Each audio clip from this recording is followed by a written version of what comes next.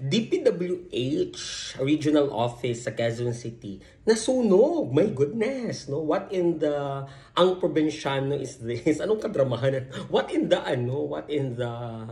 Mission Impossible 3 is this? No, bongga ang mga drama niyo diyan. Magaling ang choreographer, magaling ang director, no, na sunog daw in the middle of noon, no, na may office, my goodness, na puno ng mga tao yung building. Biglang sumabog ang computer. Anong computer yan? Naka-time bomb ang computer.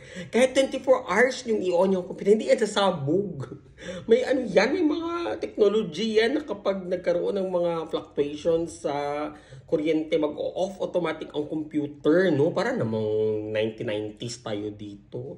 No? So galingan nyo pa, medyo i-improve pa ang script, no? Medyo galing-galingan pa yung mga drama because you know, evidence is very important. Sa korte kasi, it doesn't matter kung guilty ka. Kasi alam naman guilty itong mga ito, no? But in the court kasi, it doesn't matter kung sino yung guilty. What matters is kung kaya bang patunayan ng ebidensya.